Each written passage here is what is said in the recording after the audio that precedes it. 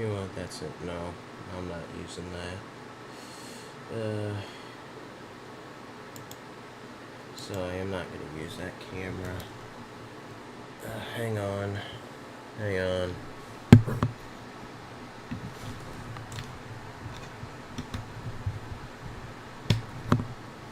I hope it'll work.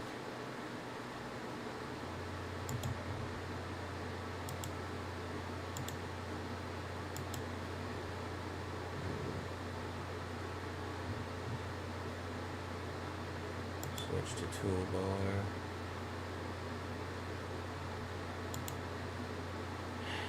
Great.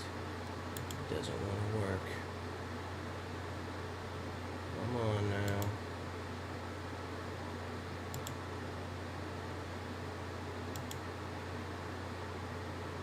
If I change it to the virtual camera, it'll work. But I don't want to really use the virtual camera, but fine, it won't really change the quality though.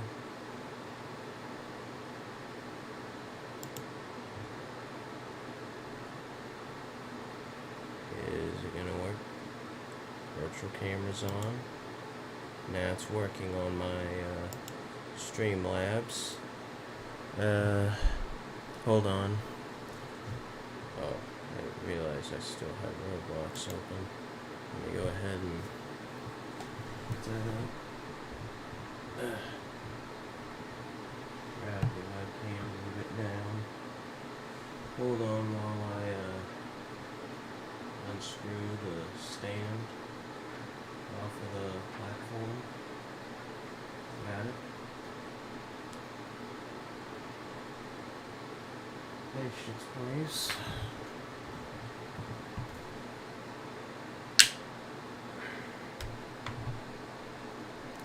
Now, just a warning. Expect some foul language out of me.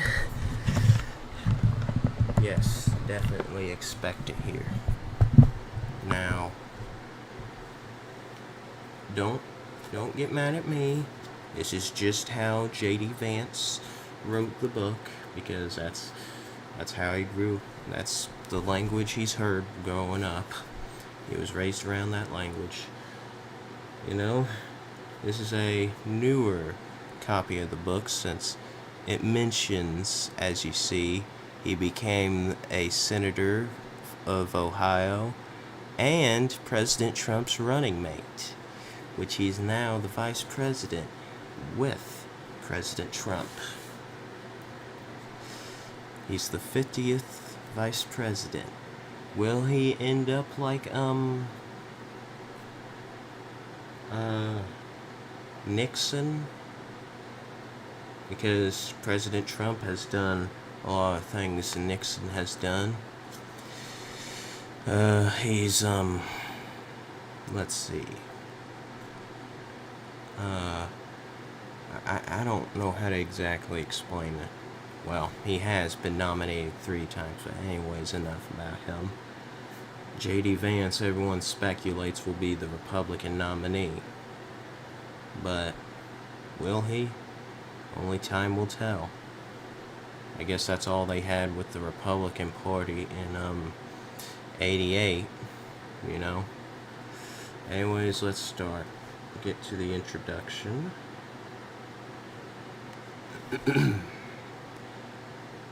Hillbilly Elegy, a memoir of a family and culture in crisis. J.D. Vance. Hillbilly Elegy. I can't say it like him. J.D. Vance, yeah. Oh, did I miss that one page? Yeah. For Mama and Papa, my very own hillbilly Terminators. Introduction. My name is J.D. Vance, and I think I should start with a confession. I find the existence of the book you hold in your hands somewhat absurd. It says right there on the cover that it's a memoir, but I'm 31 years old. He's now 40 years old. and I'll be the first to admit it. I think I've accomplished nothing great in my life. Well, you definitely now. Certainly nothing that would justify a complete stranger paying money to read about it.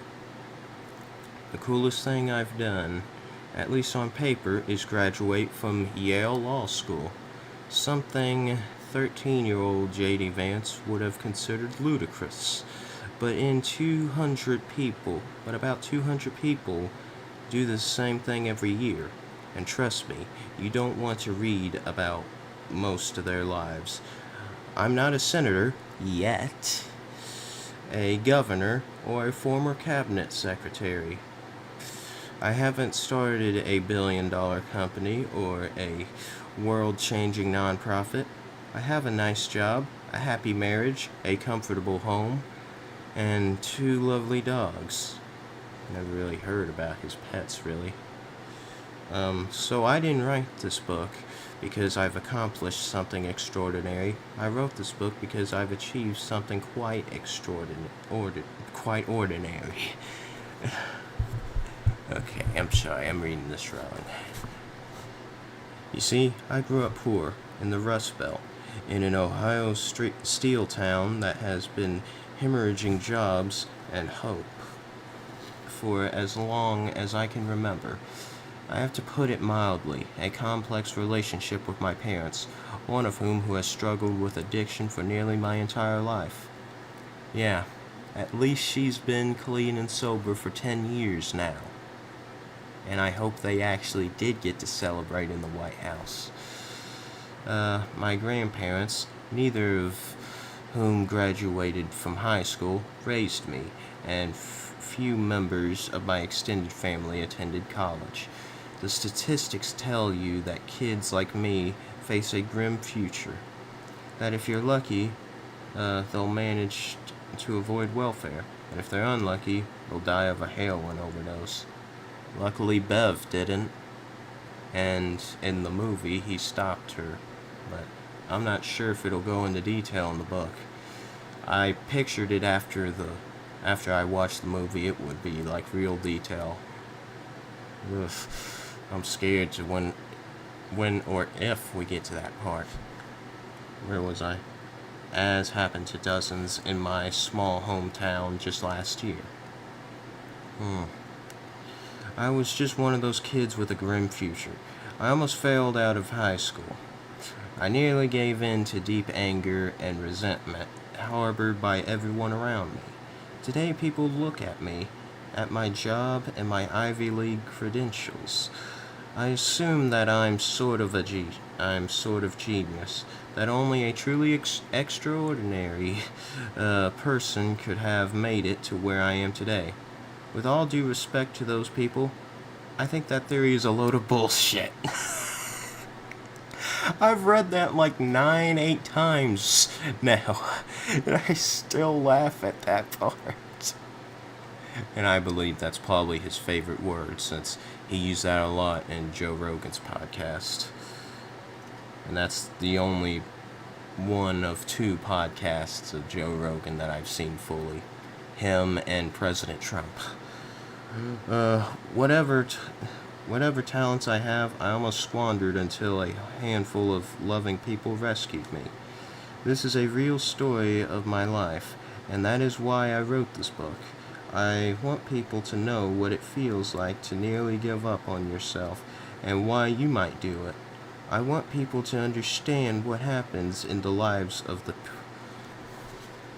You're not seeing my face. I'm sorry.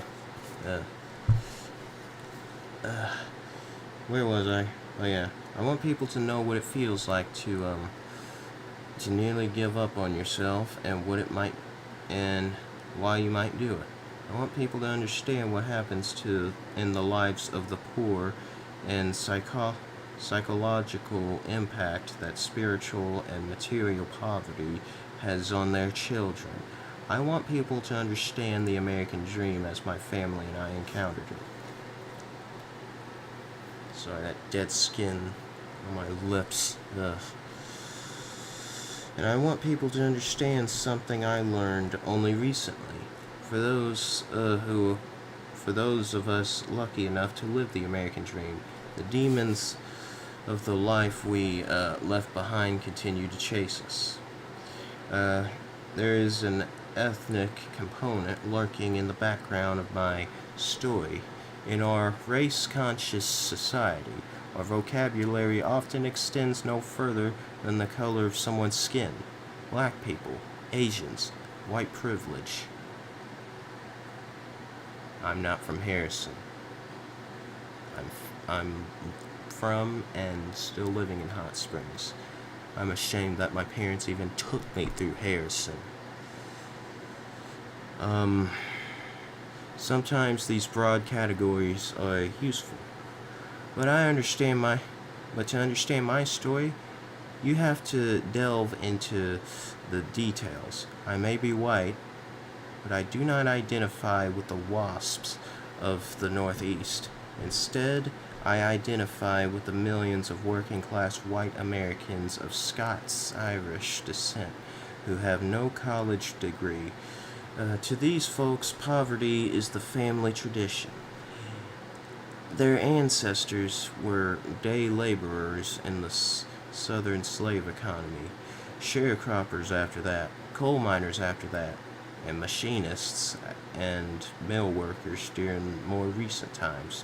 Americans call them hillbillies, rednecks, or white trash. I call them neighbors, friends, and family. The Scots-Irish are one of the most distinctive subgroups in America. As one observer noted, in traveling across America, the Scots-Irish have consistently blown my mind as far and away the most persistent and unchanging regional subculture in the country. Their family structures, religion and politics, and social lives all remain unchanged compared to the whole state abandonment of tradition that's occurred nearly everywhere else. Is that supposed to be a quote? It was like a number one by the quotation. See? Actually was able to show it. This distinctive embrace of cultural tradition comes along with many good traits, an intense sense of loyalty and fierce dedication to family and country, but also many bad ones. We do not like outsiders or people who are different from us, whether the difference lies on how they look, how they act, or, most important, how they talk. To understand me, you must understand that I am a Scots-Irish hillbilly at heart. If ethnicity is one side of the coin, then geography is the other. When the first wave of Scots-Irish immigrants landed in the New World in the 18th century, they were deeply attracted to the Appalachian Mountains. Yeah, everyone believes that the Appalachian people don't work very hard. I believe they do. The critics are just stupid. It's like they're Democrats purely or something. Like, oh, we could say whatever the fuck we want to. This region is admittedly huge, stretching from Alabama to Georgia in the south to Ohio to parts of New York in the north, but in the culture of the greater Appalachia, is remarkably cohesive.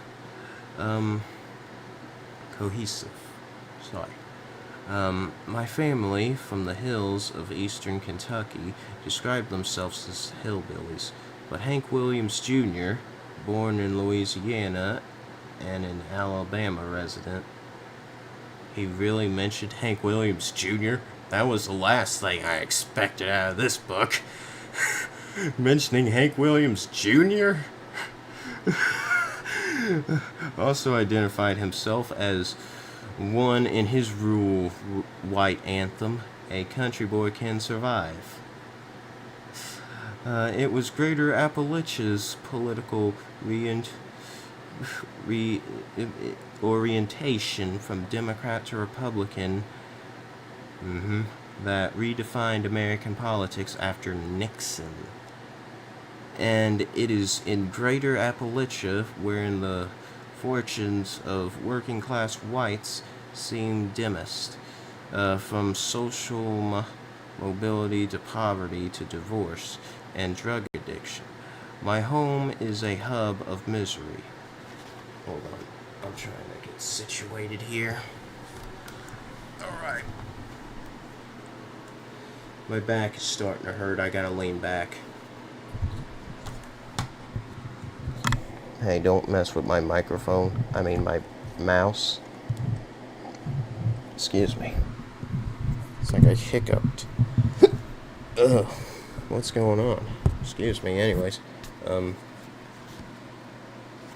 This won't work. Okay, I'm sorry. This isn't 60 frames per second. It's only 30 frames. My video's only capturing in 30 frames per second anyways. Where was I? Oh, yeah. It is unsurprising, then, that this isn't gonna work. Okay. That we're a pessimistic bunch. What is more surprising is that, as surveys have found, working class whites are the most pessimistic group in America. I'm very pessimistic. More pessimistic than Latino immigrants, many of whom suffer unthinkable poverty. More pessimistic than black Americans whose material prospects continue to lag behind those of whites.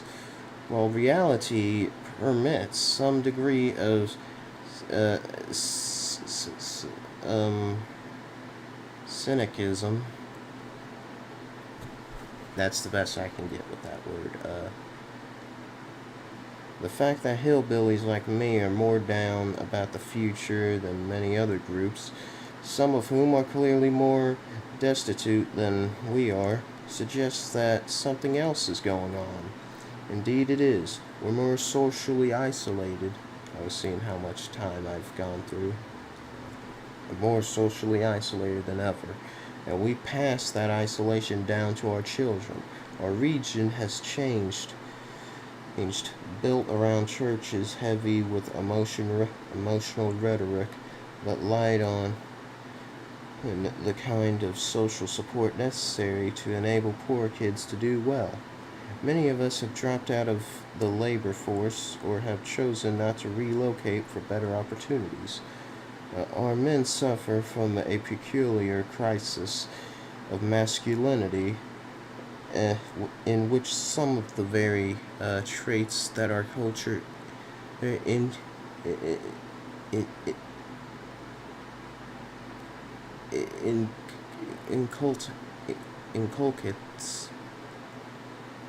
inculcates make it difficult to succeed in a changing world. That makes no sense. What? I don't get these words. What was I saying? I don't know. Anyways, I have not heard this far. I heard like a small audio prompt with from my audiobook. I had JD Vance himself reading it. So I'd hear him read it. When I mention the plight of my community, I am often met with an explanation that goes often like this. Of course, the prospects for working class whites have worsened, JD, but you're putting the chicken before the egg. They're divorcing more, marrying less, and experiencing less happiness because of their economic opportunities have declined. If they only had better access to jobs, other parts of their lives, hang on, that was an eyelash. How'd that get there? Other parts of their lives would improve as well. I once held this opinion myself, and I very desperately wanted to believe it during my youth. It makes sense. Not having a job is stressful, and not having enough money to live is even more so. As it as the manufacturing center of the industrial Midwest has hollowed out, the white working class has lost both its economic security and the stable home and family life that comes with it. But experience can be a difficult teacher, and it taught me that this story of economic insecurity is, at best, incomplete. Yeah, no story is fully complete. Even Mark Levin, all of his stories aren't complete. From what I've heard on Life, Liberty, and Levin, and some of his videos on YouTube. Where was I?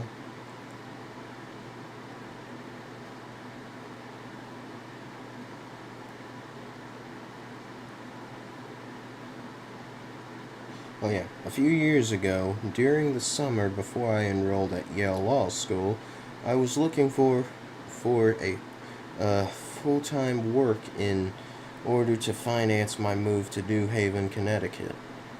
A family friend suggested that I work for him in a medium-sized floor tile distribution business near my hometown. Floor, floor tile is extraordinarily heavy. Each piece weighs anywhere from 3 to 6 pounds, and it's usually packaged in cartons of 8 to 12 pieces. My primary duty is to lift the floor tile onto a shipping pallet and prepare that pallet for departure. It wasn't easy, but it paid $13 an hour, and I needed the money. So I took the job and collected as many overtime shifts and extra hours as I could.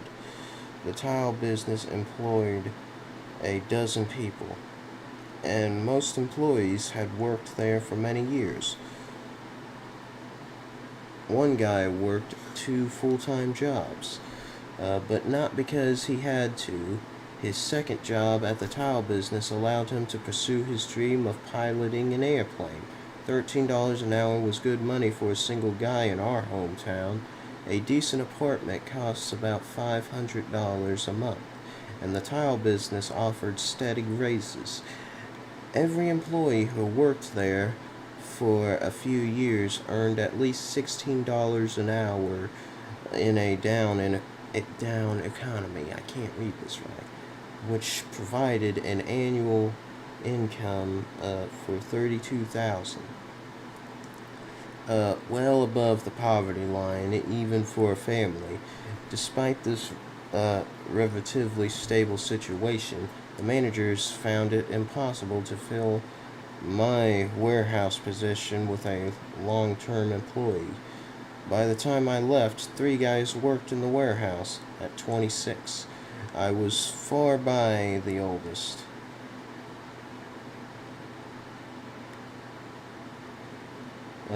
One guy, I'll call him Bob, joined the tile warehouse just a few months before I did. Bob was 19 with a pregnant girlfriend. Make better choices, people.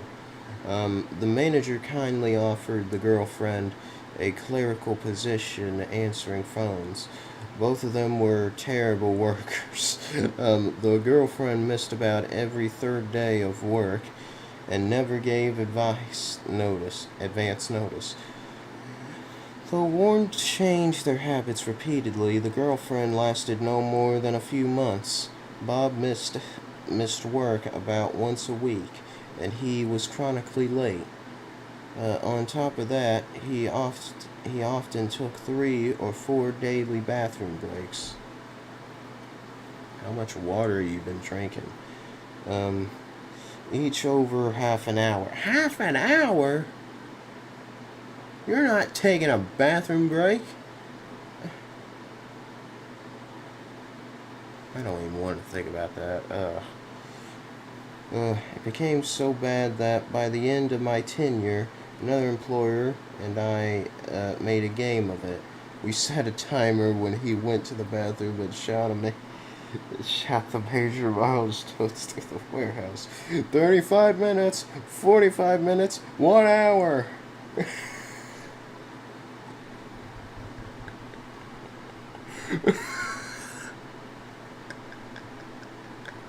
Really?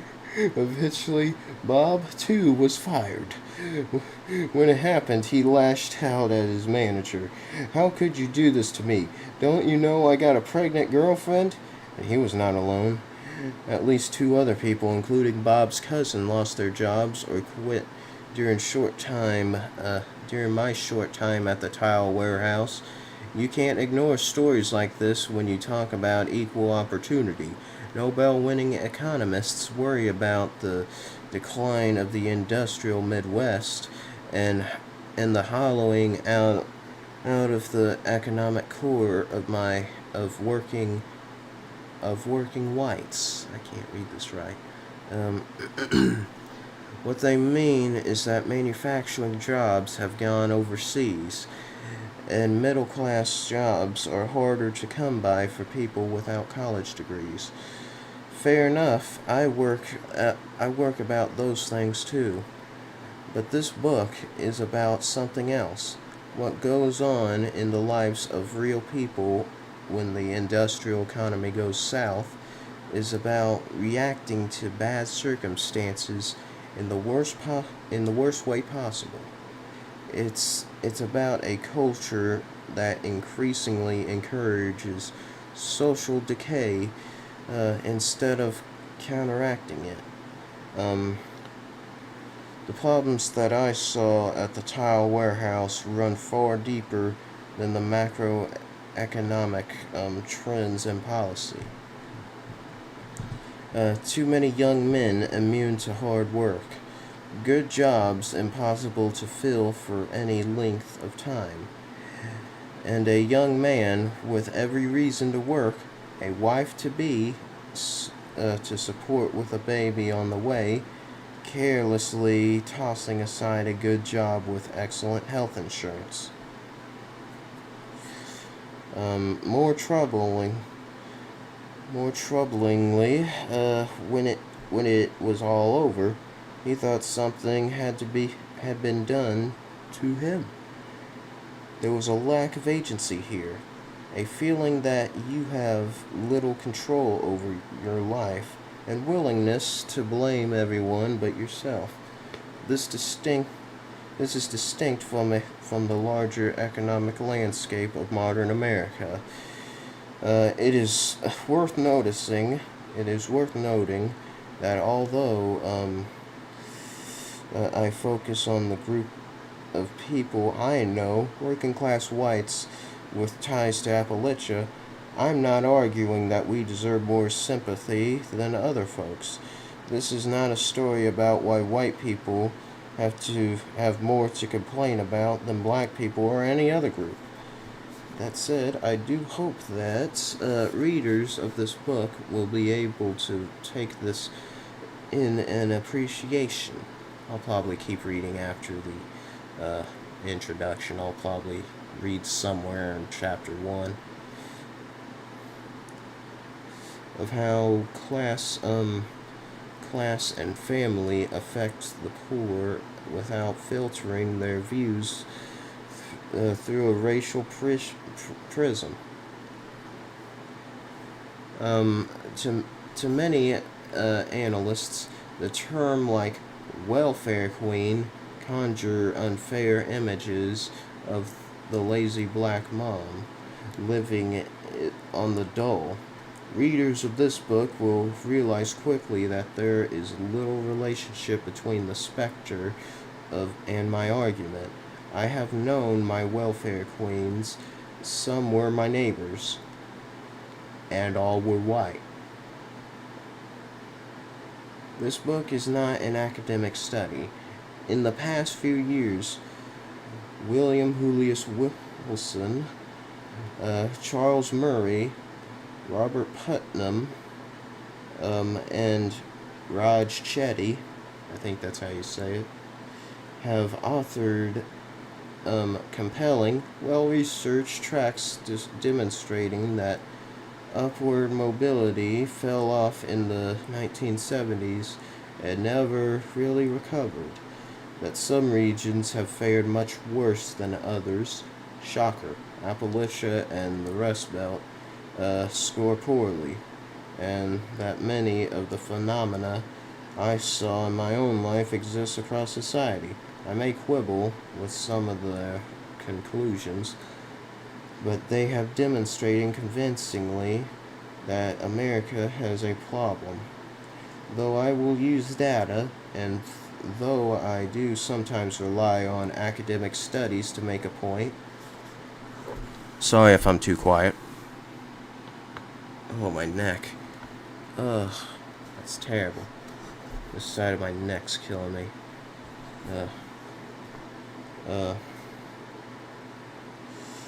Where was I? Though I will use my data, and though I do, okay. My primary aim is not to convince you a documented problem. My primary aim is to tell you a true story about, what the problem feels, what that problem feels like when you were born with it hanging around your neck. Sounds like he's kind of repeating himself like I do a lot when I have to do stuff in school. I cannot tell that story without appealing to the cast of characters who made up my life. So this book is not just a personal memoir, but a family one, a history of opportunity and upward mobility viewed through the eyes of a group of hillbillies from Appalachia. 2 generations ago, my grandparents were dirt poor and in love. They got married and moved north in the hope of escaping the dreadful poverty around them. Their grandchild, me, graduated from one of the finest educational institutions in the world. That's the short version. The long version exists in the pages that follow. Though I sometimes change my names of people to protect their privacy, this story is, to the best of my recollection, a fully accurate portrait of the world I've witnessed. There are no composite characters and no narrative shortcuts. Where possible, I corroborated, I think that's how it's said, the details with documentation, report cards, handwritten letters, notes on photographs, but I'm sure this story is as followable as any human memory.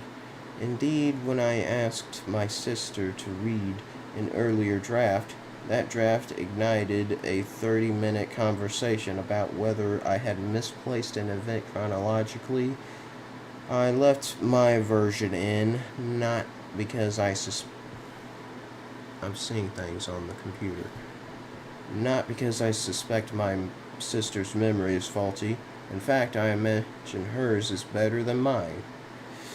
But because I think there is something to learn in how I've organized the events in my own mind. Nor am I an unbiased observer. Nearly every person you will read is deeply flawed. Some have tried to murder other people, and a few were successful, and therefore weren't able to write their own book. Because if you murdered someone, then you're in prison for life. Because you wouldn't be able to write a book like this. Because then you just confessed yourself to killing someone. Now you can just make up a story in a song, but don't actually tell okay, I don't know what the hell I'm saying. Some have abused their children, physically or emotionally. No, I ain't gonna say that. Many abused and still abuse drugs. But I feel these people, even those to whom I avoid speaking with, for my own sanity, and if I leave you with the impression that there are bad people in my life, and I am sorry, both to you and to the people so portrayed. Um, for there are no. Ow, tongue, ow, ow. I hurt that also on my tongue. Oh, that hurt. For there are no villains in this story. It's just a ragtag band of hillbillies struggling to find their way, both for their sake and by the grace of God, for mine. So I guess this was after he came back to God. Because he said in Joe Rogan's podcast, that's the end of the introduction. He said in Joe Rogan's podcast that he was a Protestant, as in that's what his family raised him, and then he became an atheist. I don't know when or how long that lasted. I don't know how long I have been agnostic myself. I do know when I did get back to God. But later on, he became Catholic and a bunch of other stuff, you know. But if he's cussing like that, why would he choose to be Catholic? He'll have to confess a whole lot. He goes there every other week, he said, at that National Catholic breakfast thing. I forgot what it was. I'm not sure if I can keep reading.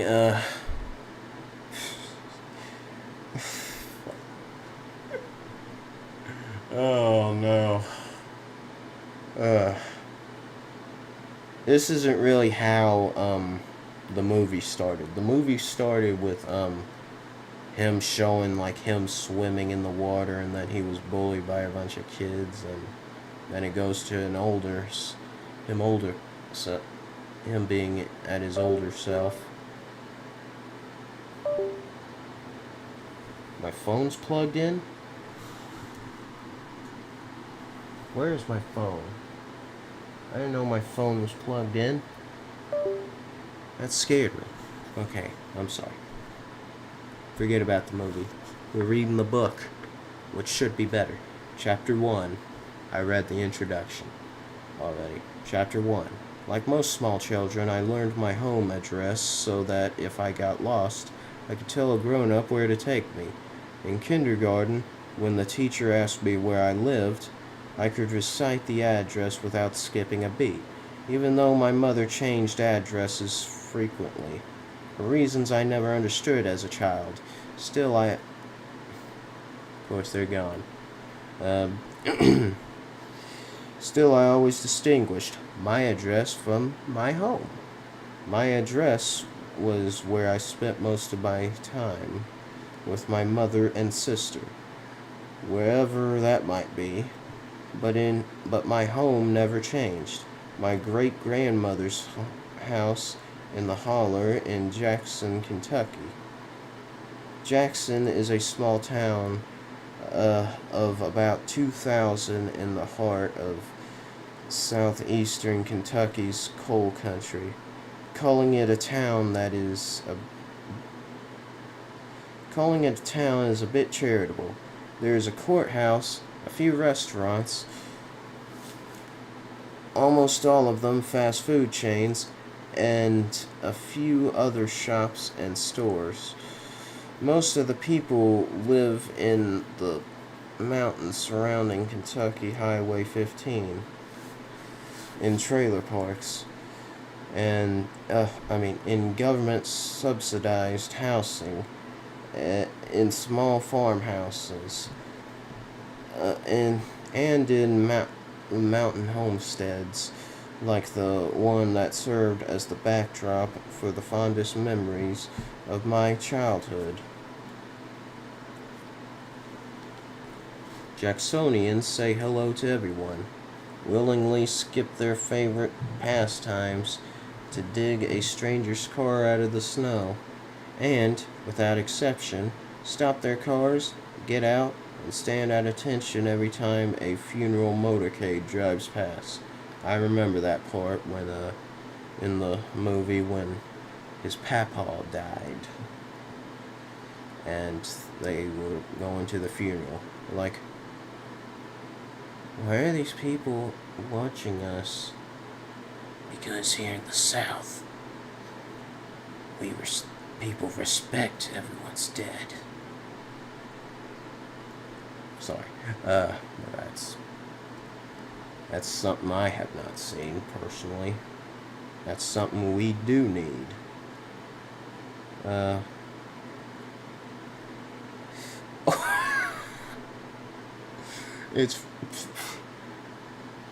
It's really saying it right here. Yeah. It was that latter practice that made me aware of something special about Jackson and its people. Why, I'd asked my grandma, whom we all called Mama. Did everyone stop for the passing hearse? Because, honey, we're hill people, and we respect our dead. I'm sorry. That's how, what's her name, did her voice. What's her name? Glenn Close. My grandparents left Jackson in the late 1940s and raised their family in Middletown, Ohio, where I later grew up. But until I was 12, I spent my summers and much of the rest of my time back in Jackson. I'd visit along with Mama, who wanted to see friends and family, ever conscious that time was shortening that list of her favorite people. And as time wore on, we made our trips for one reason above all, to take care of Mama's mother, whom we call Mama Blanton, to distinguish her through somewhat confusingly from Mama. We stayed with Mama Blanton in the house where she'd live, since before her husband left to fight the Japanese in the Pacific. Mama Blanton's house, that was my favorite place in the world. I mean, no, that's not how it's said. Why am I saying it like that? Mama Blanton's house was my favorite place in the world.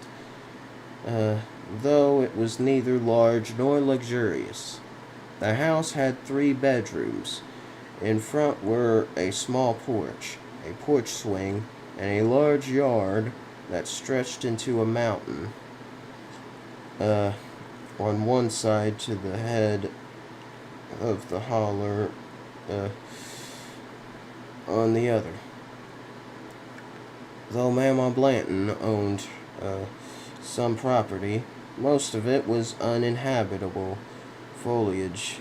There wasn't a backyard to speak of, though there were a beautiful mountain side of rock and tree. There was always the holler and the creek that ran alongside it. Those were backyard enough.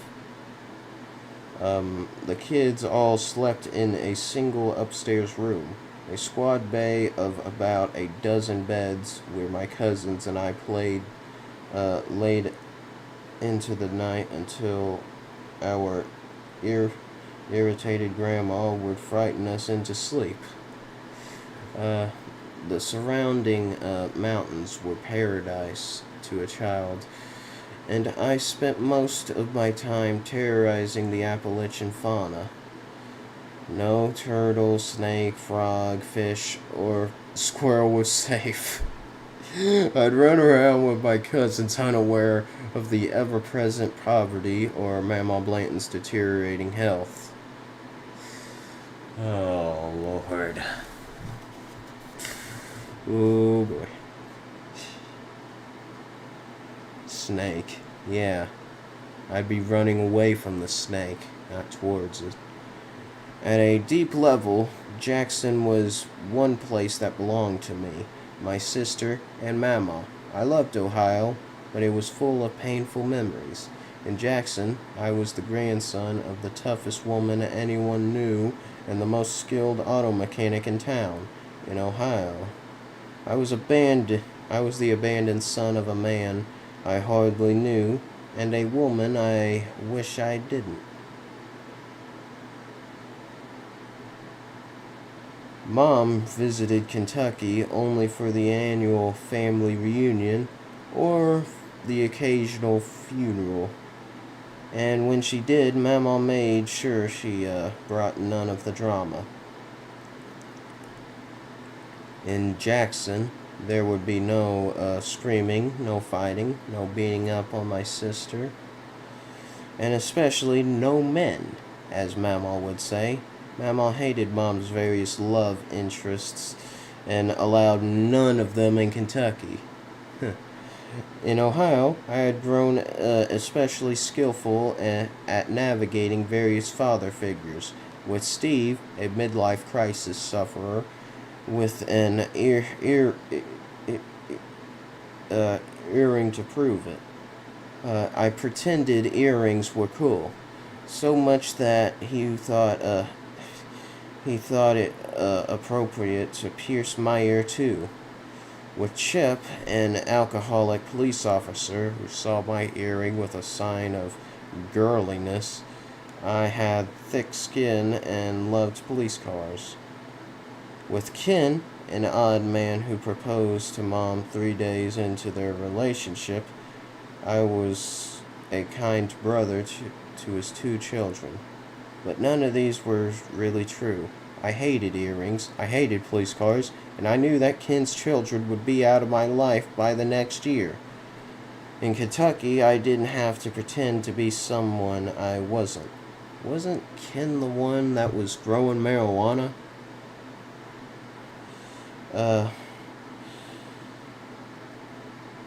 In Kentucky, I didn't have to pretend to be someone I wasn't, because the only men in my life, my grandmother's brothers and brothers-in-law, already knew me. Did I want to make them proud? Of course I did, but not because I pretended to like them. I genuinely loved them. I skipped a page. Luckily I noticed the number. The oldest and meanest of the Blanton men was Uncle T-Berry. T-Berry. You know what, I'll look it up. Okay? That's what I'll do. Translate. I don't want whatever that language is. It's probably T-Berry, it's gonna say. T-Berry. Yep, T-Berry. Alright, back to the book. Nickname for his favorite flavor of chewing gum. Uncle T-Berry, like his father, served in the Navy during World War II. He died when I was 4, so I have only 2 real memories of him. In the first, I was running for my life, and T-Berry was close behind with a switchblade, assuring me that he'll feed my right ear to the dogs if he catches me. I leap into Mama Blanton's arm, and the terrifying game is over. But I know that I loved him, because my second memory is of throwing a fit over not being allowed to visit him on his deathbed, and Grandma was forced to don a hospital robe and smuggle me in. I remember clinging to her underneath that hospital robe. I don't remember saying goodbye. Uncle Pete came next. Uncle Pete was... There's not an E at the end. It's Uncle Pat. Why can't I read this correctly? Uncle Pet was a tall man with a biting wit and raunchy sense of humor. The most economically successful of the Blanchard crew, Uncle Pet left home early and started some timber and construction businesses that made him enough money to race horses. In his spare time, he seemed the nicest of the Blanton men, with a smooth charm and successful business. Uh, with, with with the smooth charm of a successful businessman. But the charm masked a fierce temper. Once, when a truck driver delivered supplies to one of Uncle Pet's businesses, he told my old hillbilly uncle, "Offload this now, you son of a bitch." Uncle Pet took the comment literally. "When you say that, you're calling my dear old mother a bitch, and I kindly ask you speak more carefully." When the driver, nicknamed Big Red because of his size and hair color, repeated the insult, Uncle Pet did what rational business owner would do. He pulled the man from his truck, beat him unconscious, and read the electric saw up and down his body. Big Red nearly bled to death, but was rushed to the hospital and survived. How? How did he survive? What the hell? Uncle Pet never went to jail, though. Apparently Big Red was also an Appalachian man, and he refused to speak to the police about the incident or press charges. He knew what it meant to insult a man's mother. Shit. He nearly died. He nearly died and he didn't press charges. Uncle David may have been the only one of Mama's brothers to care a little for the honor culture. I need some water. My mouth is dry.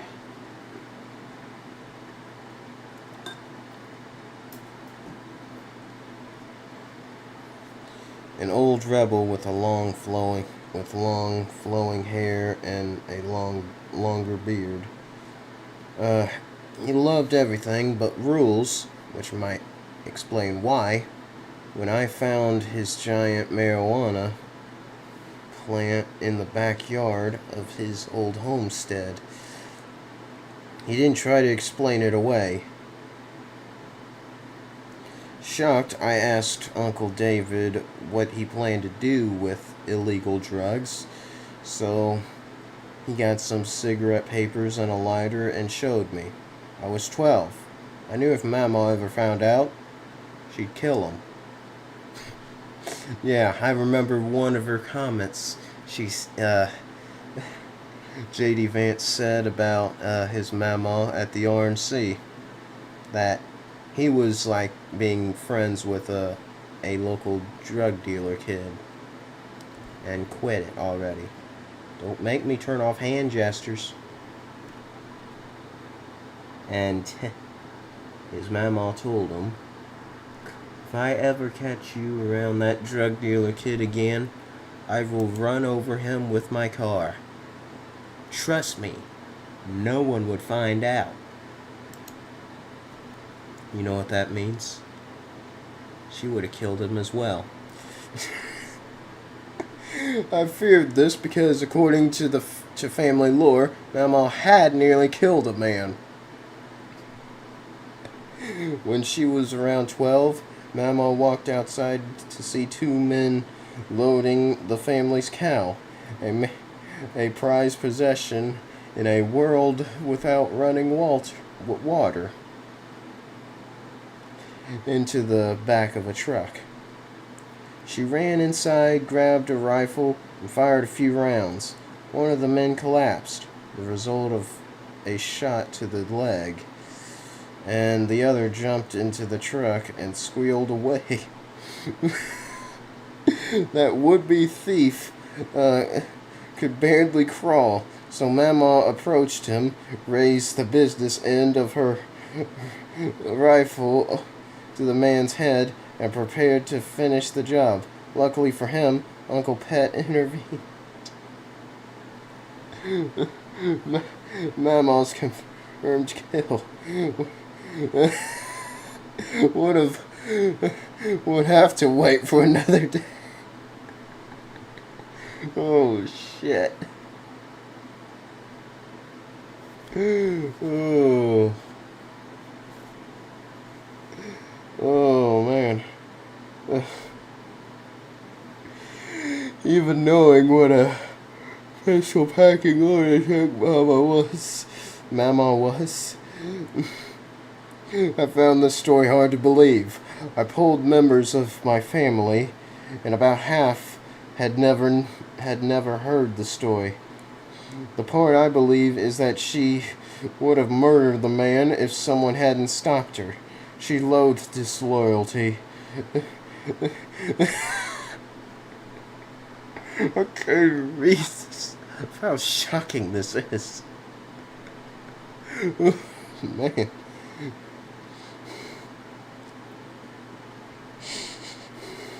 And there was no greater disloyalty than class betrayal.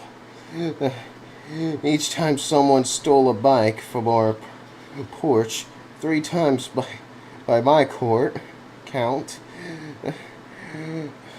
or broke into her car and took the loose change and stole a delivery, she'd tell me, like a general giving his troops marching orders, there's no lower. Okay, I'm done doing the voice. Okay, there's nothing lower than the poor stealing from the poor. It's hard enough as it is. We sure as hell don't need to make it even harder on each other. Youngest of all the Blanton boys. I can't even breathe after that whole thing. Oh man, I can't breathe. I tried stealing a cow. Oh gosh. They actually have value to them. I do have to say, cows do have a lot of value.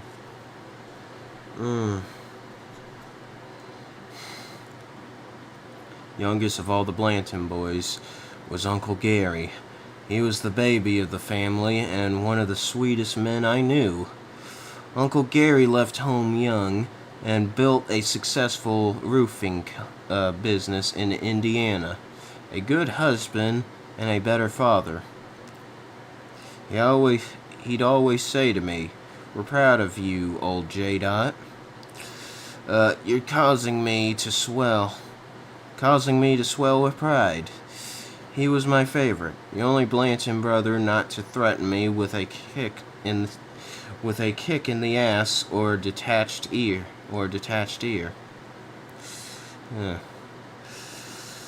My grandma was also had younger sisters, Betty and Rose, who I loved each very much, but I obsessed with the Blanton men. I would sit among them and begged them to tell and retell their stories.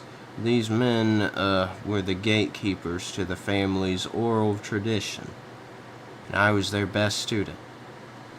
Most of this tradition was far from child appropriate. Yeah. Judging how you said bullshit and how one called his mother a bitch. And they threatened you with a kick in the ass and a severed ear, which none are good whatsoever. Almost all of it involves the kind of violence that should land someone in jail. Much of it centered on how the county of which Jackson was situated. Breathitt earned its alliterative nickname, Bloody Breathitt. I think that's how you say it. So that's the county, Breathitt County.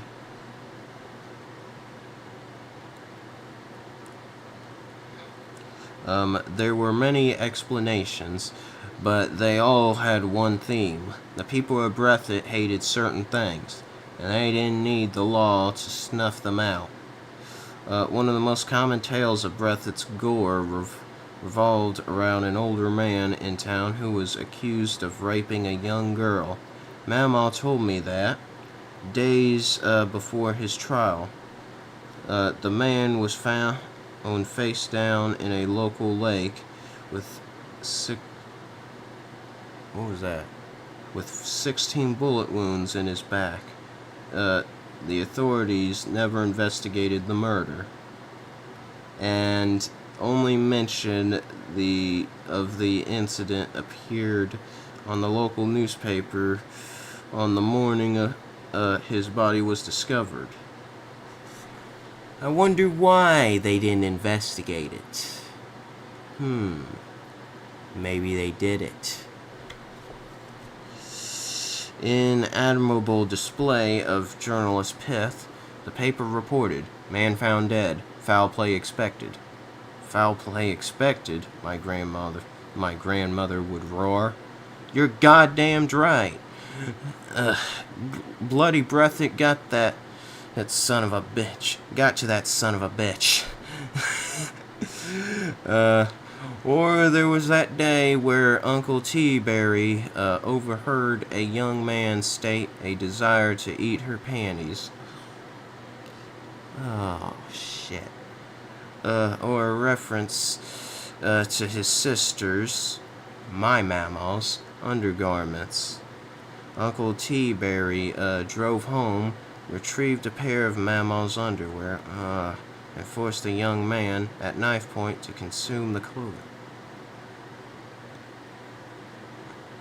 How would you like one across your lip? Alright. Some people may conclude that I come from a clan of lunatics. Yeah, I can see why, but I believe that most of this may be true. No one in my family, to my knowledge, is like this. Where am I?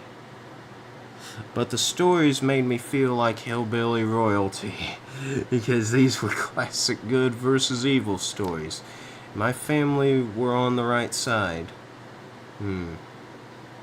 Seems like an anarchy to me. My people were extreme, but extreme in the service of something, defending a sister's honor, or ensuring that a criminal paid for his crimes. That Blanton men, like the tomboy criminal paid for his crimes. No, I'm reading this wrong. Damn it!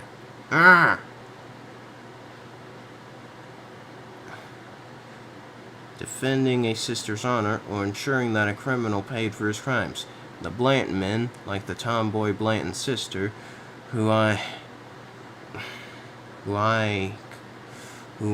called Mamaw, were enforcers of hillbilly justice, and to me that was the very best kind. Despite their virtues, or perhaps because of them, the Blanton men were full of vice. A few of them left a trail of neglected children, cheated wives, or both, and I didn't even know them that well. I saw them only at large family reunions or during the holidays. Still, I loved and worshipped them. I once overheard Mamaw tell her mother that I loved the Blanton men because so many father figures had come and gone, but the Blanton men were always there. I mean, that may be true. Oh, it's that, the computer stopper. That's what I was saying.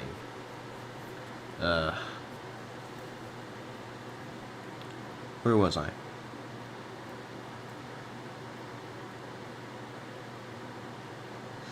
There's definitely a kernel of truth to that. But more than anything, the Blanton men were the living embodiment of the hills of Kentucky. I loved them just because I loved Jackson.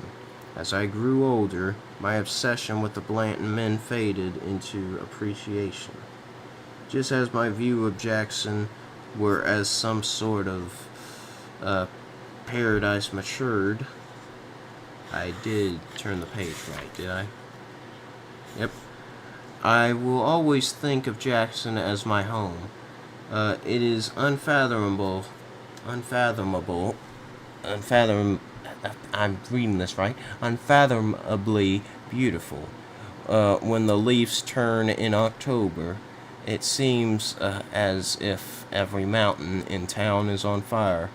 But for all its beauty, and how long is this chapter? Okay. I got 5 pages. Oh, my back. My back's killing me.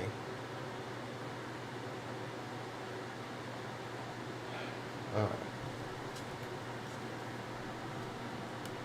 Bring this up closer. Where was I? Oh, yeah. It seems as if every mountain in town is on fire. But for not all its beauty and for all the fond memories, Jackson is a very harsh place. Jackson taught me that hill people and poor people usually meant the same thing. At Mama Blanton's, we'd eat scrambled eggs, ham, fried potatoes, and biscuits for breakfast. Fried bologna sandwiches for lunch. Fried bologna sandwiches for lunch. I don't think that's bologna. And soup beans and cornbread for dinner. I hate cornbread. It smells terribly. Many Jackson families couldn't say the same. And I knew this because as I grew older, I overheard the adults speak of the pitiful children in the neighborhood who was starving and how the town could help them. Mama shielded me from the worst of Jackson, but you can keep reality at bay only so long. On a recent trip to Jackson, I made sure to stop at Mama Blanton's old house, now inhabited by my second cousin Rick and his family. We talked about how things changed. Drugs have come in, Rick told me, and nobody's interested in holding down a job. I hoped my beloved holler and had escaped the worst. So I asked Rick's boys to take me on a walk. All around I saw the worst signs of Appalachian poverty. Some of it was as heartbreaking as it was cliche. Decrepit shacks rotting away, stray dogs begging for food, and old furniture strewn on the lawns. Some of it was far from troubling. While passing a small 2-bedroom house, I noticed a frightened set of eyes looking at me from behind the curtains of a bedroom window. Could this possibly be? My curiosity peaked. I think that's what it is. I looked closer and counted no fewer than 8 pairs of eyes. Okay, this can't be it. All looking at me from 3 windows. with an unsettling combination of fear and longing. On the front porch was a thin man, no older than 35, apparently the head of the household.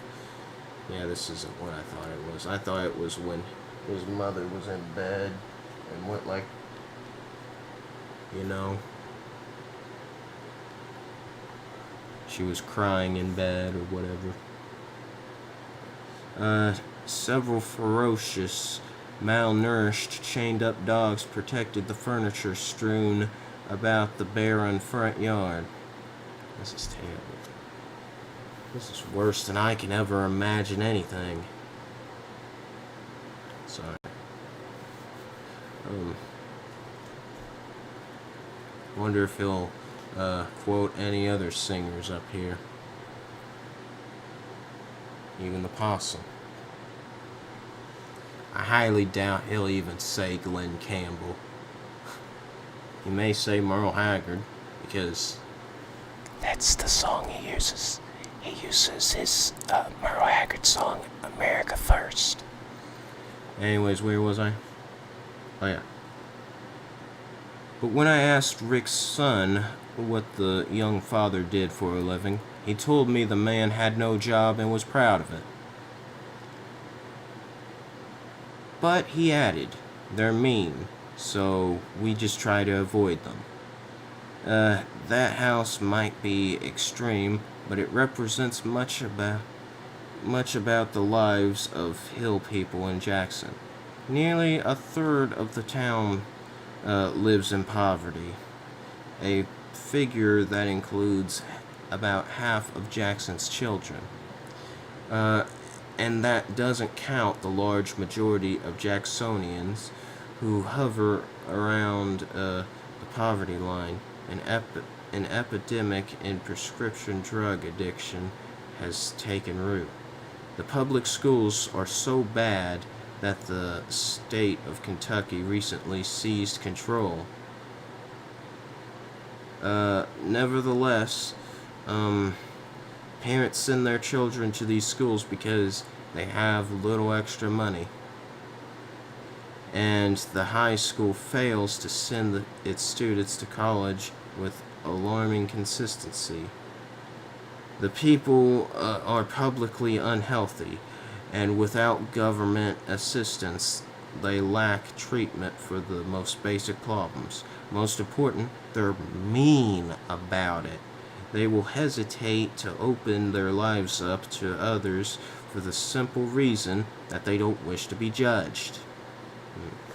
In 2009, ABC News ran a report about Appalachian America, highlighting a phenomenon known locally as Mountain Dew mouth.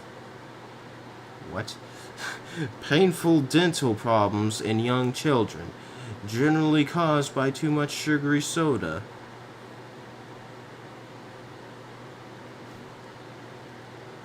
Really? Really? In its broadcast, ABC featured a litany of stories about Appalachian children confronting poverty and deprivation. The news report was widely watched in the region, but met with utter scorn. The consistent reaction: this is none of your damn business. This has to be the most offensive thing I have ever heard, and you should all be ashamed, ABC included, wrote one commenter online. Another added, you should be ashamed of yourself for reinforcing old, false stereotypes and not giving a more accurate picture of Appalachia. Exactly. Everyone thinks Appalachia, they're just too lazy, they don't work hard enough. Read the damn book. And everyone says, and apparently this book became a meme saying, I don't even want to say it, that it was about, he was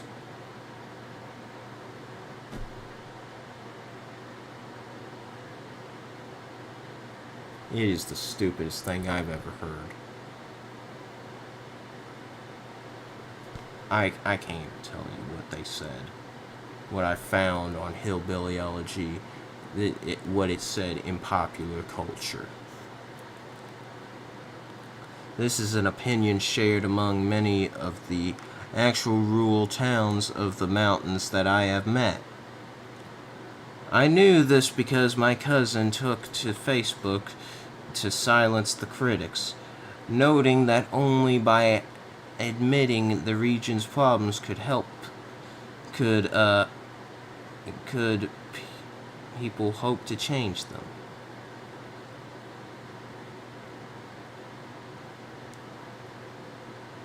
I think it means help people hope to change. Knowing that only by admitting the region's problems could people hope to change them. Okay, that I'm just reading it wrong. Amber is uniquely positioned to comment on the problems of Appalachia. Unlike me, she spent her entire childhood in Jackson. She was an academic star in high school and later earned her college degree. The later in her nuclear family, the first in her nuclear family to do so. I forgot what nuclear family was. I got the microphone turned off on that. I think it was like combining both the siblings of your step family and such. I think that's what it is. Either that or it's also like your generations living in the same household. Okay, Google. What is a nuclear family?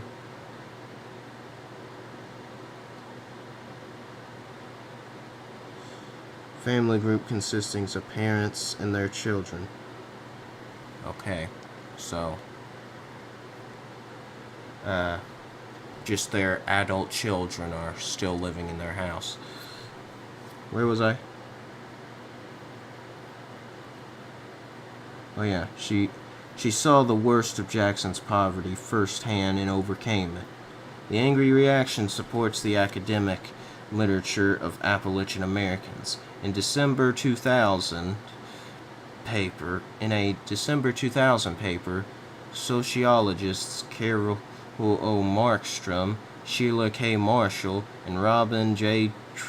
Tryon found that avoidance and wishful thinking forms of coping significantly predicted resilience among Appalachian teens. Their paper suggests that hillbillies learn from an early age to deal with uncomfortable truths by avoiding them, and by pretending better truths exist. This tendency might make for psychological resilience, but it makes it hard for Appalachians to look at themselves honestly. We tend to overstate and to understate, to glorify the good and ignore the bad in ourselves. This is why the folks of Appalachia reacted strongly to an honest look at some of its most impoverished people. It's why I worship the Blanton men, and it's why I spent the first 18 years of my life pretending that everything in the world was a problem except me. The truth is hard, and the hardest truths for hill people are the ones they must tell about themselves. Jackson is undoubtedly full of the nicest people in the world. It is also full of drug addicts and at least one man who can find the time to make 8 children but can't find the time to support them. Oh, damn. It is unquestionably beautiful, but its beauty is obscured by the environmental waste and loose trash that scatters the countryside. its people are hard working, except, of course, for the many food stamp recipients who show little interest in honest work. Jackson, like the Blanton men, is full of contradictions.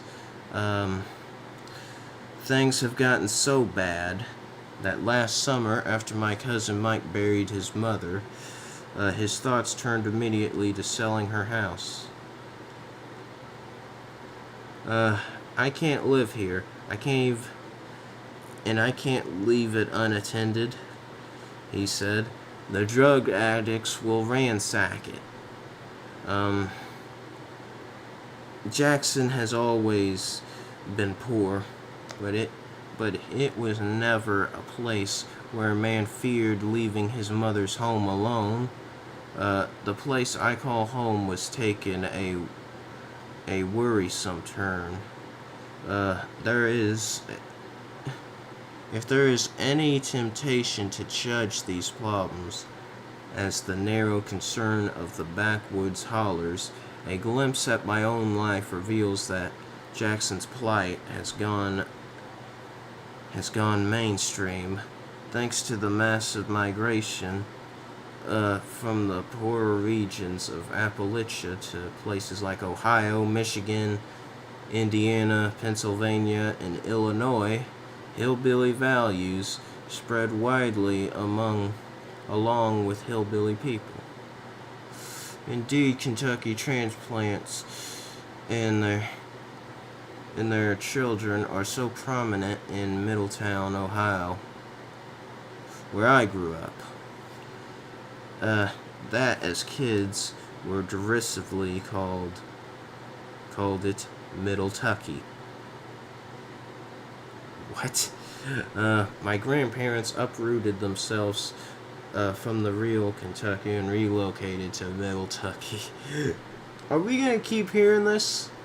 Oh my gosh. In search of a better life, and in some ways they found it. In other ways, in some ways they found it. In other ways, they never really escaped. The drug addiction that plagues Jackson has afflicted their older daughter from her adult life. Mountain Dew mouth may be especially bad in Jackson, but my grandparents fought it in Middletown too. I was 9 months old when the first time Mama saw my mother put Pepsi in my bottle. Virtuous fathers are in short supply in Jackson, but they were equally scarce in the lives of my grandparents' grandchildren. People have struggled to get out of Jackson for decades. Now they struggle to escape Middletown. If the problems start in Jackson, it is not entirely dear where they end. What I realized many years ago, watching that funeral procession with Mama, is that I'm a hill person. So is much of America's white working class. And we hill people aren't doing very well. That was chapter 1. I read through chapter 1 and the introduction. I'll start chapter 2 maybe tomorrow morning. Or maybe even I'll start playing Whatchamadoodle again. But I do believe, so far, this is a very great book. I expected as much for it to be explicit. And to be though it's not as bad as I was expecting, of course. So, that was chapter 1 and the introduction of Hillbilly Elegy. So, I don't know when I'll start reading again. I may go back to Super Mario Galaxy tomorrow morning, or maybe even later tomorrow. I don't know. Anyways, also, well, it is tomorrow technically. It's 1:28 a.m. Excuse me, March 2nd. And also, we're very close to the Nintendo Switch becoming 8 years old, which is crazy to even think about. It's been 8 years since the Nintendo Switch came out, which I was 10 years old when it came out. 10 and a half to be exact. So, thank y'all for watching me read this book. The first chapter and the introduction. If you want to see this continue on, please hit the like button, subscribe if you haven't already, and God bless. And Lord, forgive me for repeating those words. I was just reading what they said. Please, Lord, forgive me for my sins. And don't let the devil get to me anymore. Don't let me backslide anymore. Keep the devil away from me, my family, and everyone else in this world. Keep us close to you. We need thee every hour. In Jesus' name I pray. Amen. Amen. And God bless, as I said before.